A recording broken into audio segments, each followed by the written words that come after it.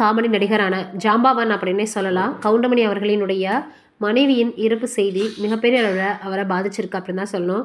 ஏன்னா சத்யராஜ் அவர்களிடம் அந்த அளவுக்கு அவர் ரொம்பவே அழுது புலம்பியிருக்கிறாரு. உடல்நிலை சரியில்லாத நேரத்தில் கூட நிறைய விஷயங்களை கவுண்டமணி அவர்களுடைய மனைவி அவரிடம் வந்து ஷேர் பண்ணுவாங்களாம். அப்போது ஒரு சத்தியமாகவே கூட அவங்க கேட்டிருக்கிறாங்க கடைசியாக அப்படின்னு கூட சொல்லலாம்.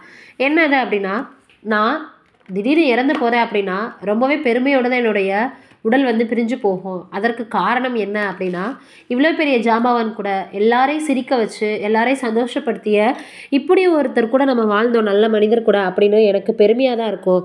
அதனால் என்னுடைய வந்து உடல் வந்து ரொம்ப சந்தோஷமாக பெருமிதத்தோடு தான் இந்த மண்ணை விட்டு போகும் அப்படின்ற மாதிரி அவங்க நிறைய விஷயங்களை சொல்லுவாங்களாம். அதோடு மட்டும் இல்லாமல் நான் இல்லாட்டி நீ என்ன பண்ணுவேன், ரொம்ப கஷ்டமாயிடுவேன் அப்படின்னு சொல்லி ரொம்பவே ஃபீல் பண்ணுவாங்களாம்.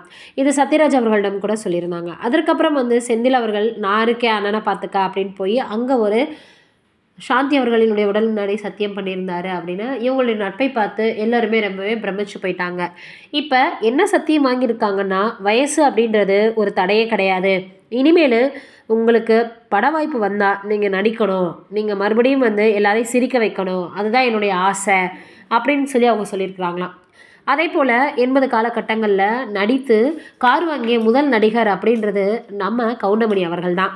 அதையும் தாண்டி தன்னுடைய நண்பர்கள் கூட போனாலும் சரி, இல்லை அவர் வெளியில் போனாலும் சரி, என்னதான் அவருடைய பேக்கெட்டில் பணம் இருந்தாலும் அவங்களுடைய மனைவி கிட்ட தான் வாங்கிட்டு போவாராம். 500 வச்சுருந்தா கூட தன்னுடைய மனைவி கையால் வாங்கிட்டு போகணும் அப்படின்றத எதிர்பார்ப்பாராம். இவர் காதல் திருமணம் தான் பண்ணிக்கிட்டார் அப்படின்ற எல்லாருக்கும் தெரியும். 2 மகள்களுக்கு திருமணம் பண்ணி வச்சுட்டாரு. இந்த சூழ்நிலையில் கடைசி காலத்தில் நான் போயிட்டா நீ என்ன பண்ணுவ அப்படின்னு அவங்களுடைய மனைவி கேட்டாங்க. அப்படின்றது தான் அவர் மறுபடியும் சொல்லி சொல்லி ரொம்பவே ஃபீல் பண்ணி தன்னுடைய சோகத்தை வெளிப்படுத்தியிருக்கிறாரு. பொதுவாக ஒரு கணவன் வந்து முன் போயிட்டா மனைவி எப்படியாவது குடும்பத்தை வழிநடத்தி கொண்டு வந்துடுவாங்க. ஆனால் மனைவி வந்து போயிட்டு கணவன் இருக்கிறாங்க அப்படின்னா அது ரொம்பவே கஷ்டமாக இருக்கும். தனிமையில் அது ரொம்ப அவங்கள வாட்டி எடுத்துரும் அப்படின்றதான் உண்மை. இப்போ அவங்களுடைய இழப்பை ரொம்பவே தாங்கிக்க முடியாமல் கவுண்டமணி அவர்கள் சோகத்தில் மூழ்கியிருக்காரு அப்படின்றதா உண்மை. நீங்கள் என்ன நினைக்கிறீங்க அப்படின்றத மறக்காமல் கமெண்ட்டில் சொல்லுங்கள். கவுண்டமணி அவர்களினுடைய மனைவி ஆன்மா சாந்தி அடைய கடவுளை வேண்டிக்கலாம்.